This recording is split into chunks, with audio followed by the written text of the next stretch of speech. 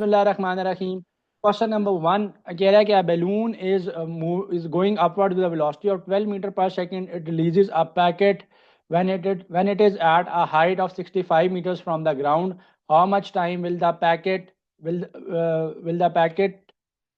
will take to reach the ground if g is taken as 10 meters per second scale? So second equation of motion लगा लेते हैं, इसमें simple है, s is equal to v i t plus 1/2 g t square ले लेंगे हम लोग। जी को उसने राउंड ऑफ करके हमें इजीली दे दिया है कि हमारे लिए सॉल्व करना इजी हो। सो 65 यहाँ पे आ जाएगा। इनिशियल वेलोसिटी जो है वो इसकी डैट इज़ 12, ठीक है, एट डैट इज़ 12 आ जाएगी मेरे पास। टी आ जाएगा प्लस 1/2 एंड जी की वैल्यू जो है बिकॉज इट्स गोइंग अपवर्ड्स, ठीक है। सो 10 ये आ गया एंड टी का स्केयर। सो टी का स्केयर मैंने फाइंड आउट करना है। इक्वेशन को टी के लिए क्वाड्रेटिक बन जाएगी, सॉल्व कर लेना, ठीक है जी। एक टी हमारे पास नेगेटिव आएगा, एक टी हमारे पास शायद पॉजिटिव आएगा।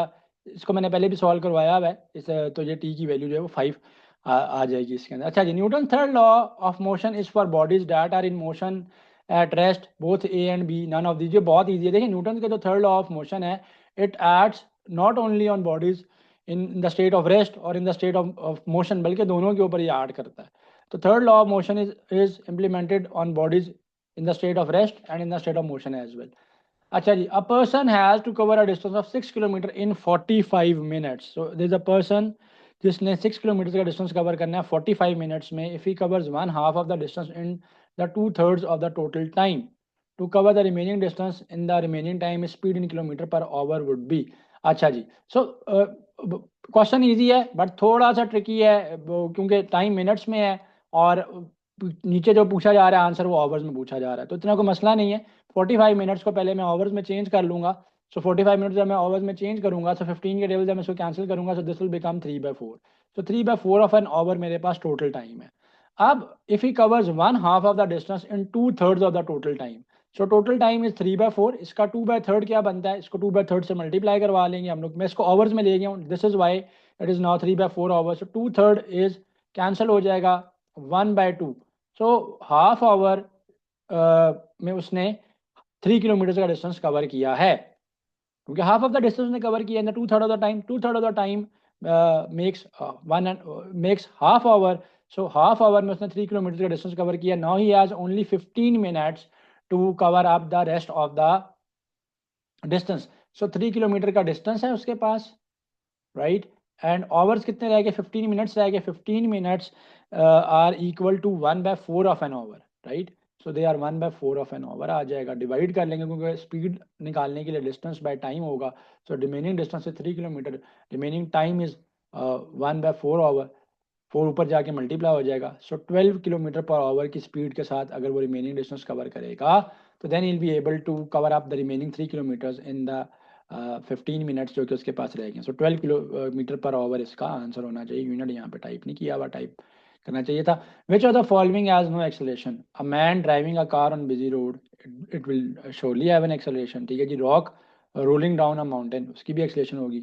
अ luggage flying in an aeroplane, a car on rough road. देखो कार रफ रोड पे जा रही हो, बिजी रोड पे जा रही हो, एक्सेलरेट तो कोई ना कोई इसको करेगा।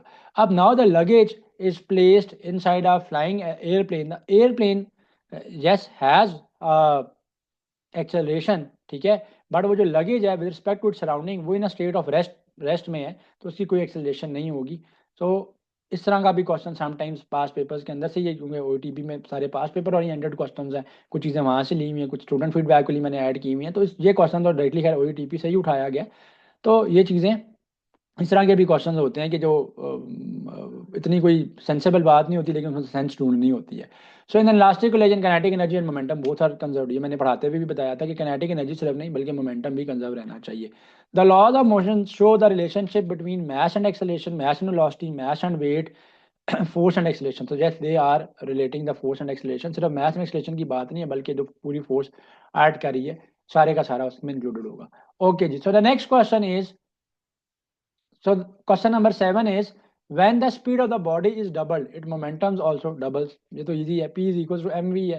आप v को 2 times v कर दोगे, सो 2v कर दोगे 2mv हो जाएगा। So the new momentum will be twice of P. That was super easy. Laws of motion describe the relationship of a body, force, and motion in response. Yes, it's right. Okay, they not only tell the relationship of body and force, but also they are related to the motion as well. So option D के अंदर उसने relationship of body and motion in response किया है, force की बात नहीं की हुई, इसमें वो मोशन को मिस कर गया, इसमें वो रिलेशन भाई किस चीज़ के ऊपर फोर्स एक्ट होगी ना, वो चीज़ मूव करेगी, तो ये उसको मिस कर गया. So only option here is correct, which is option A. When a car moves with a constant velocity, the force on it is up, down, left, or zero. So if the car is moving on with a constant velocity, there is no change in its acceleration because acceleration is the rate of change of velocity. So जब आपका rate of change of velocity ही नहीं, velocity आपकी constant है, rate of change of velocity zero हो जाएगा, यानी acceleration zero हो जाएगी. Force is F is equals to m into a, m into zero हो जाएगा, m into zero is zero. So if a car is moving with a constant velocity, it will have zero force and zero acceleration. So by the way, this question was also asked in sometimes. उसने यहाँ पे तो हमने force निकालने का कहा है, acceleration का भी कह देता है, लेकिन एक्सेलरेशन बहुत इजी कॉन्सेप्ट था, वो तो साफ नजर आ रहा है कि भी कांस्टेंट वेलोसिटी है तो एक्सेलरेशन जीरो होगी. अच्छा जी, moving on to question number 10. A body of mass 0.5 kg starts from rest at t is equal to 0 and experiences a force of F is equal to 8I plus 6J. What will be its velocity at t is equal to 1 if it covers a distance of 4 meters? So you are given with the mass of a body, right? So mass m is 0.5 kgs. Initially the time t is taken as 0 and the force here is 8I plus 6J. Alright, so what will be the velocity at t is equals to 1? So when the time is taken as 1 second, ठीक है, और वो 4 metre का अगर distance cover कर जाता है, तो आपने ये बताना है कि इसकी वेलोसिटी क्या होगी, v क्या होगी. We know that F is equals to ma. So acceleration is F by m. So F here is 16I plus 8I plus 6J है. इसका हम मैग्नीट्यूड ले लेते हैं. So 8I plus 6J will be 8 का square is 64 and 6 का square is 36. So 64 plus 36 will make 100 and 100 का under root is 10 आ जाएगा. Force F mass M is 0.5.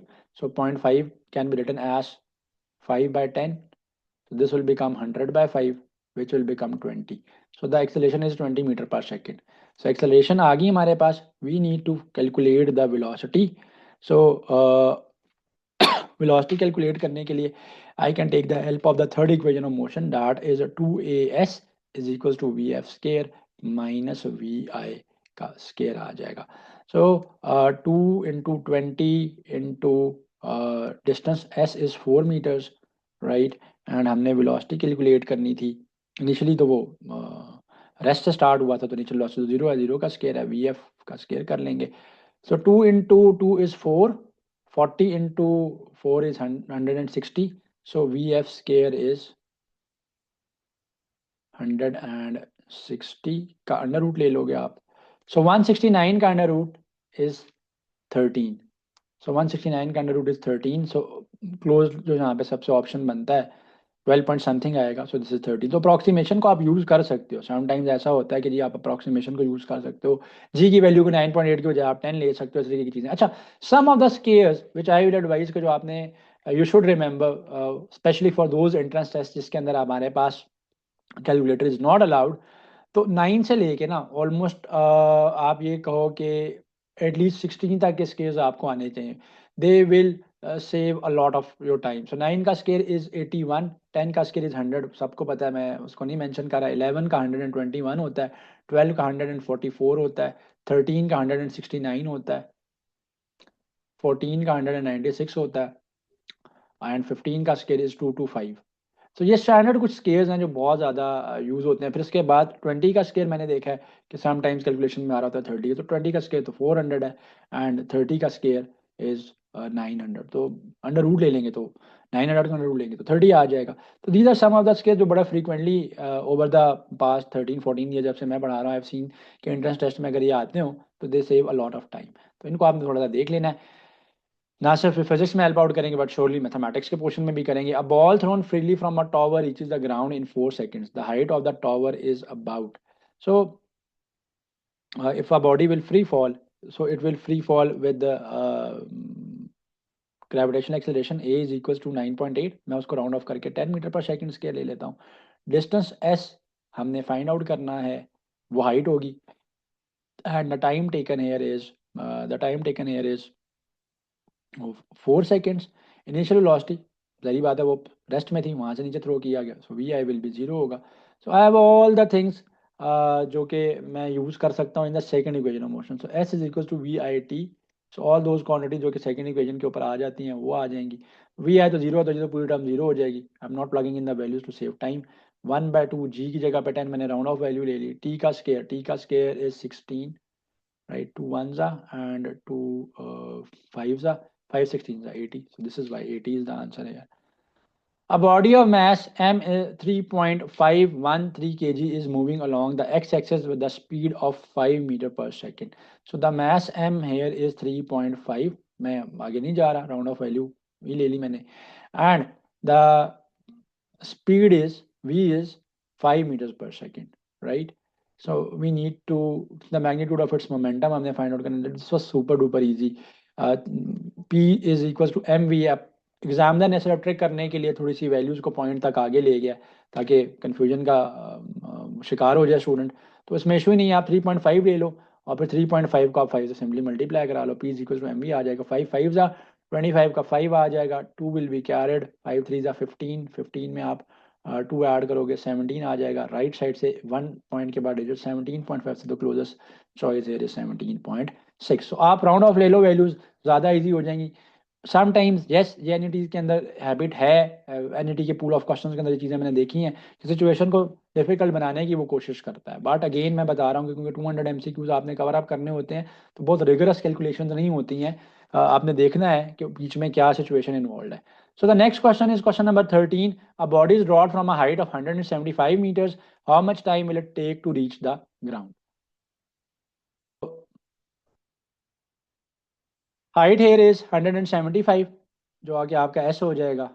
ठीक है, टाइम टी आपने निकालना है. इनिशियल वेलोसिटी इसके केस में भी जीरो होगी. जी आप यूज़ ले लो, 10 ले लो, कैलकुलेशन कर लेना. अगेन सेकंड इक्वेशन लगेगी इसके अंदर, v i t plus 1/2 a t square. So s here is 175 आ जाएगा. 1/2 ए की जगह पे आप 10 ले लो, टाइम हमने निकालना था तो ये कैलकुलेशन हो जाएगी. So 2 into 175 that makes 350. 350 divided by 10 is t is equal to t square is equal to 35 आ जाएगा. अंडर रूट ले लेंगे इसका.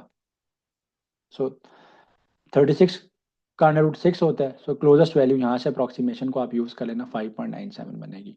Right, so you can use approximation. Yes, इस तरह का क्वेश्चन था कि एग्जैक्ट आंसर पे जाने के लिए ना यू नीड कैलकुलेटर. बट जब ऐसी सिचुएशन होती है कि जहाँ पे थोड़ा सा आपको कैलकुलेशन में टाइम होता है, बट वहाँ पे उन्हें भी पता है कि कैलकुलेटर हमने अलाउ नहीं किया हुआ जब लास्ट इंटर टेस्ट में, तो कैलकुलेशन आप इस तरीके से अप्रॉक्सीमेशन पे ले सकते हो. जैसा मुझे पता है कि 35 का तो अंडर रूट में निकालूंगा तो it will take time. So 36 का under root is 6. The closest answer to 6 is 5.97 seconds.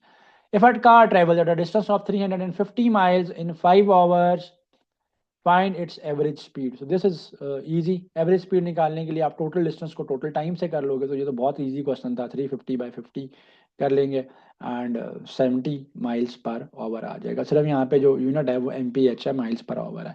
अच्छा, unit of momentum is kg meter per second. Why? Momentum is the product of mass and velocity. So mass is kg, velocity is meter per second.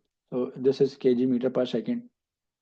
Moving on to the next one, when a body is falling under the action of gravity, the direction of acceleration is, so body जब भी free fall करेगी, direction of gravitational acceleration is always acting downwards. If a force of 2.5 Newton changes velocity from 50 meters per second to 100 meter per second in time 50 seconds, the mass of the body is. अच्छा, usually ना इस तरह के questions भी इन्होंने जैसे ये question आपने देखा है कि आज के कुछ क्वेश्चंस के अंदर मैं ज़्यादातर इन्वॉल्व रहा हूँ in the equation of motion. तो यस, ये पास पेपर के क्वेश्चंस हैं, ऐसी चीज़ें हैं. फिर बता रहा हूँ कि बहुत ज़्यादा रिगरस क्वेश्चनिंग नहीं होती है, डिफिकल्टी लेवल ज़्यादा नहीं होता, कैलकुलेशन करने में हमें इशू आ रहा था. तो इसमें तो मैं सिंपली फोर्स क्या होता है, rate of change of momentum होता है, तो that is mvf minus mvi by T plug in कर लूंगा. Force is the rate of change of momentum. So taking m common, क्योंकि m मैंने फाइंड आउट करना है, vf माइनस वी आई, दोनों का डिफरेंस 100 माइनस 50 का difference is 50 divided by time t is 50 seconds आ जाएगा। फोर्स 2.5 है, वो बहुत ईजी था, m is equal to 2.5 kg ही आ जाएगा। तो देखने में ऐसे लग रहा था कि कोई कैलकुलेशन में इशू होगा, but this was simple. Question number 18 है, कह रहा है जी formula for the maximum range of projectile is, so maximum range of projectile, projectile की रेंज का फॉर्मूला होता है ना हमारे पास v I square sine 2 theta by g. So projectile की जो रेंज का फॉर्मूला है दैट इज दिस। सो जब आप थीटा को 45 डिग्रीज मेंशन करोगे, so 45 degree will become 2 into 45 will become 90 degrees, so this will be v I square into sine 90 हो जाएगा ये पूरी term. So this when this will become sine 90, why because 2 into 45 है ना, तो 2 into 45 90, sine 90 is 1, so v I square by g आ जाएगा। So maximum range is at this point we I square by जी। एक तरह से angle जो है वो अपने फैक्टर को 1 बना लेता है, तो मैक्सिमम रेंज आ जाता है। A lead ball and a feather are dropped in vacuum both at the same time, which of the following will be true. तो बहुत इजी क्वेश्चन था, जब वैक्यूम है तो आप एयर रेजिस्टेंस को इग्नोर कर रहे हो, तो both will be moving at the same rate, ठीक है, तो both will reach the ground on the same time. तो ये क्वेश्चन इस तरह से भी आता रहेगा कि टाइम किसको ज़्यादा लगेगा, किसको कम लगेगा। If a force acts on a body for 2 second and it's rate of change of momentum is 50, the force acting on the body is, अच्छा जी, अब rate of change of momentum जो है ना वो 50 है, और फोर्स 2 सेकंड्स के लिए ऐड की गई है। तो पूरे का पूरा rate of change of momentum m v f minus m v i, ये पूरे का पूरा जो चेंज इन मोमेंटम है उस सारे की वैल्यू को आपने 50 ले लेना है। टाइम जो है वो, बल्कि रेट ऑफ चेंज है, तो rate of change m v f by m v i minus m v i by t होगा। सो रेट ऑफ चेंज है, रेट में टाइम से डिवाइड होगा, सो इट विल रिमेन 50, क्योंकि ये सारी की सारी वैल्यू ही 50 है, चाहे वो 2 सेकंड्स के लिए आए। और ये फोर्स का फॉर्मूला है, मैंने प्रीवियस थर्ड लास्ट क्वेश्चन के अंदर मैंने इसको यूज़ किया भी है। अच्छा जी, डायमेंशन ऑफ लीनियर मोमेंटम पूछनी है, पूछी गई है, इजी है, एम इंटू वी है। सो एम मैस है मेरे पास, एंड वी जो है वो एल टी -1 होती है उसकी डायमेंशन, क्योंकि मीटर पर सेकंड यूनिट है। This was super easy. Unit of impulse is same as momentum, yes, because वो चेंज इन मोमेंटम के इक्वल होता है। F is equal to m v f minus m v i by t, this is force. But अगर ये जो नीचे t का फैक्टर है, if you will take it on the right hand side and multiplied with the force f into T, so f into t का product is known as impulse. So it's a change of momentum, change of momentum का unit momentum वाला ही होगा। Ballistic missile is unpowered unguided, yes, उसमें कोई special power के लिए engine नहीं होता। बैलिस्टिक्स के अंदर क्या हो रहा होता है, बैलिस्टिक मिसाइल के अंदर कोई ना कोई आपका मटेरियल जो है वो बर्न हो रहा होता है, और वो उसको एनर्जी जो है वो मूव करने के लिए प्रोवाइड कर रहा होता है। वो अब अनपावर्ड होता है, कोई स्पेशल उसमें पावर के लिए चीज़ ऐड नहीं होती, अनगाइडेड भी होता है, यस, ठीक है। अच्छा जी, इवन मैं एक स्टोन थ्रो करूंगा तो वो भी बैलिस्टिक्स में ही आ जाएगा, क्योंकि जब मैंने उस पर फोर्स लगाई है और वो गाइडेड नहीं है। दूसरे गाइडेड मिसाइल्स होते हैं, they can even change their, जैसे पैट्रियट मिसाइल्स होते हैं, they can change their direction right in the mid air, तो वो अपनी डायरेक्शन को चेंज कर सकते हैं।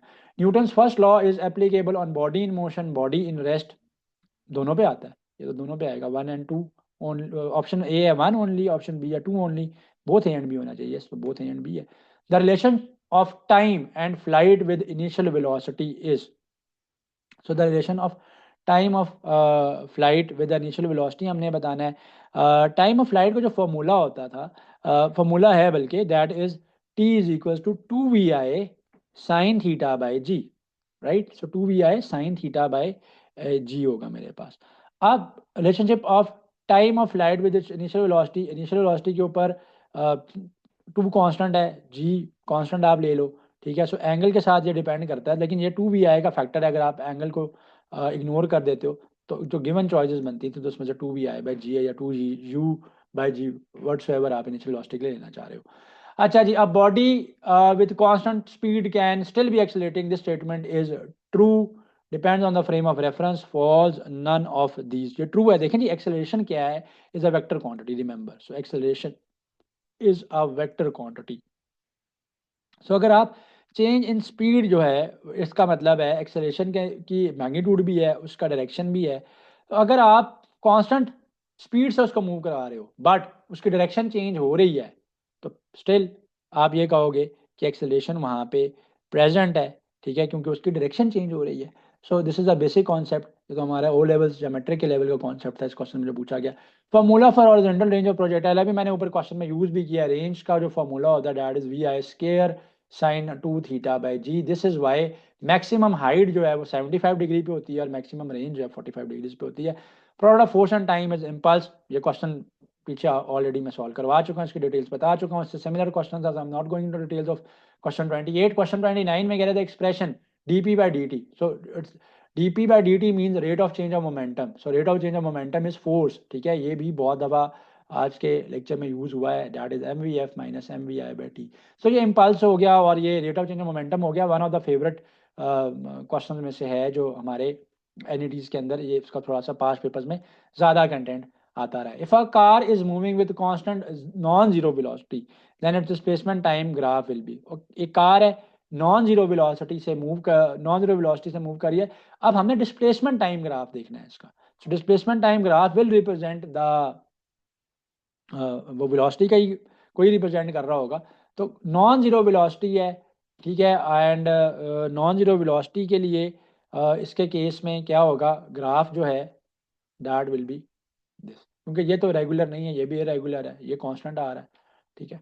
सो यूनिफॉर्म आ रहा है, so option B is the right choice. तो ये ग्राफ यूँ भी हो सकता था, ठीक है। सो इस तरह की सिचुएशन इसमें हो सकती थी। अच्छा जी, 31 question number 31, a ball is thrown from some height, it strikes the ground and bounces back to the same height, the scenario represents a perfectly perfectly inelastic, elastic है तो वो सेम हाइट के ऊपर, यानी उसने अपने मोमेंटम को और अपनी काइनेटिक एनर्जी दोनों को कंजर्व रखा है। सो इलास्टिक कोलिजन के अंदर मोमेंटम भी और kinetic energy, so P and के ई both will remain conserved. Moving on to question 32, path followed by a projectile is known as trajectory, elapsed distance, none of these trajectory कहलाता है, super easy था। A neutron collides with a stationary proton at rest, after collision the proton moves with velocity double to that of a neutron, neutron comes to rest and proton moves with the same velocity as that of neutron, proton moves with double velocity in opposite direction, none of these। देखें question में उसने आपको ये कहा कि एक neutron जो है ना स्टेशनरी प्रोटॉन के साथ कोलाइड करेगा, ठीक है। जो प्रोटॉन न्यूट्रॉन ने कोलाइड किया है, प्रोटॉन एट रेस्ट पड़ा हुआ है, तो क्या होगा, वो अपना मोमेंटम ट्रांसफर कर देगा, राइट। जब वो अपना मोमेंटम ट्रांसफर करेगा और तो लॉ ऑफ कंजर्वेशन मोमेंटम क्या कहेगा, कि क्या कहता है आपको कि neutron comes to rest and proton moves with the same velocity at that of neutron, तो simply so law of conservation of momentum की एप्लीकेशन है ये, ठीक है। So law of conservation of momentum यहाँ पे अप्लाई हो रहा है। This was easy. अच्छा, क्वेश्चन नंबर नेक्स्ट पे चलते हैं हम लोग, क्वेश्चन नंबर 34 के ऊपर, sorry. In a projectile motion which velocity component remain same throughout the flight, horizontal component, vertical component, both A and B, none of this. So vertical component change होता है, ठीक है, during the जो velocity का vertical component है वो change होता है, इसलिए बॉडी हाइट अचीव करती है और वो हाइट जो है फिर उसकी रेंज को भी इफेक्ट करती है। Horizontal component will remain, horizontal component will remain same throughout the motion, ठीक है ना। Vertical component that keeps on changing. If the velocity of a body is reducing, the negative acceleration is called deceleration, retardation, both A and B. This is easy. Deceleration, retardation क्या होता है, दोनों चीजें negative acceleration को ही represent कर रही होती हैं। सो क्वेश्चन नंबर 35 का answer is both A and B. Which are the following changes when the particle is moving with uniform velocity, speed, velocity, acceleration या position vector. So which are the following particle moving with uniform velocity, तो uniform velocity से जब भी particle move करेगा तो position vector मैंने आपको बताया था ना कि क्या रिप्रेजेंट करता है। पोजीशन वेक्टर ये रिप्रेजेंट कर रहा होता है कि पोजीशन ऑफ अ पॉइंट या location of a point with respect to its origin को रिप्रेजेंट करता है, right. So we know the definition of the position vector. अब अगर यूनिफॉर्म वेलोसिटी से बॉडी मूव कर भी रही है तो उसका पोजीशन वेक्टर चेंज करेगा, एक्सेलरेशन तो उसकी चेंज नहीं होगी, वेलोसिटी यूनिफॉर्म है तो वेलोसिटी सेम रहेगी, ठीक है। स्पीड वैसे ही स्केलर क्वांटिटी है, so it has no relationship with velocity. Yes, वो rate of change of displacement है और speed rate of change of distance है। सो पोजीशन वेक्टर जो उसको रिप्रेजेंट कर रहा होगा that will constantly keep on changing. A body of mass 1 kg on earth, a body has mass 1 kg on earth, its mass on moon will be, देखिए mass will remain same, right। So mass and weight में difference है। Mass क्या होता है हमारे पास और wait क्या होता है? देखो, मैस बेसिक कॉन्सेप्ट है कि amount of a substance in a body या quantity of a substance in a body, तो दैट इज मैस। वेट क्या है? The force with which the earth attracts a body toward its centre, that is known as weight. तो weight change होगा, why? Because the gravity on moon is 10/6, the gravity on earth is approximately 9.8 है, round of करेंगे तो 10 metre पर second square है। सो moon की gravity is 1.66 metre पर second square, बहुत ज़्यादा कम है वहाँ पे ग्रेविटी, तो वेट वेट जो है वो रिड्यूस हो जाएगा, ठीक है, because W is equal to M into G. जब जी की वैल्यू 10 टाइम्स कम होगी तो हमारा वेट, सॉरी 6 टाइम्स कम होगी, ठीक है, 10/6 होती है, 6 टाइम्स कम होगी तो हमारा वेट भी 6 टाइम रिड्यूस हो जाएगा। मैथ सेम रहेगा। If I have a body जिसका मैस अर्थ पे 1 kg है, या इफ एन एस्ट्रोनॉट उसका मैस 70 kg है, तो स्पेस में भी उसका मैस 70 kg ही रहेगा। Yes, due to change in gravity the weight will definitely change. Number 38, if a body is placed from poles to equator, the weight of the body will increase, decrease, stay constant या none of these. So question number 38 में आपको ये कह रहा है कि एक body को आप इक्वेटर से प्लेस, पोल से इक्वेटर की तरफ जो है वो प्लेस आप जो है वो उसको कर रहे हैं, ठीक है। तो वैल्यू ऑफ जी क्या होती है? पोल्स के ऊपर ज़्यादा होती है देन इक्वेटर। रीज़न क्या है? अर्थ जो है वो कंप्लीट स्फेयर नहीं है, थोड़ा सा एलिप्टिकल उसकी शेप है, तो वहां से उसका जो डिस्टेंस है, ठीक है, इट्स लाइक एन एग, तो उसका डिस्टेंस वहां पे क्या है? पोल्स के ऊपर जो उसका डिस्टेंस है वो सेंटर ऑफ द अर्थ से थोड़ा कम है, तो ग्रेविटी की ट्रू वैल्यू वहां पे आती है। जैसे जैसे आप इक्वेटर की तरफ आते हैं तो मैंने बताया कि जो वो एलिप्टिकल है, सो डिस्टेंस थोड़ा सा इंक्रीज होता है, जिससे ग्रेविटी जो है वो उसकी वैल्यू डिक्रीज होती है। जब ग्रेविटी की वैल्यू डिक्रीज होगी फ्रॉम द ट्रू वैल्यू, ठीक है, तो वेट भी आपका डिक्रीज करेगा। अच्छा, देख क्वेश्चन पास्ट पेपर्स में इस तरीके से भी आया हुआ है कि जी माउंट एवरेस्ट के ऊपर एक बॉडी चली गई है, या एक माउंटेनियर क्लाइम करके माउंट एवरेस्ट के टॉप पे है, तो उसका वेट पे क्या असर होगा? Definitely mount Everest approximately 8 kilometre की हाइट पे है फ्रॉम द वो सरफेस जहाँ पे जो उसकी अपनी हाइट है, प्लस सी लेवल से नेपाल के अंदर है वो माउंट एवरेस्ट, जहाँ पे माउंट एवरेस्ट है वो जगह भी सी लेवल से ऊपर है।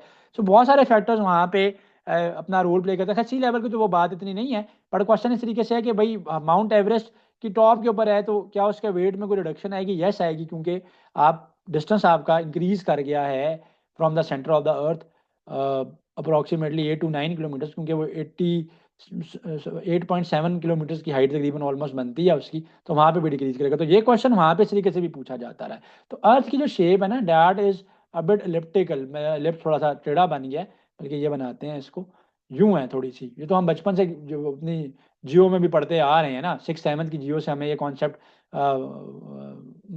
दिया जाता रहा है। तो ये यहाँ पे पोल्स के पास से थोड़ा सा है, इक्वेटर के ऊपर जाके तो वो उसका डिस्टेंस बढ़ जाता है। वैसे तो मेरा तो ज़रा स्केयर सा लग रहा है, लेकिन ये इलिप्टिकल है, तो डिस्टेंस चूंकि जब वहाँ पे ज़्यादा है इक्वेटर के पास, तो सेंटर ऑफ द अर्थ से, तो जी की वैल्यू रिड्यूस करेगी, वेट भी आपका डिक्रीज होगा। अच्छा जी, next question is next question is at what angle is the range of projectile the maximum? Already मैंने ऊपर करवाया है, ठीक है, कि range of projectile is we I square sine 2 theta divided by G होता है when you will launch a projectile at an angle of 45 degrees. So this whole factor will become sin 90, 2 into 45, so sin 90 is always 1, ये 1 हो जाएगा, angle उसकी value को साथ suppress नहीं करेगा, मैक्सिमम रेंज आ जाएगी V I square by ji.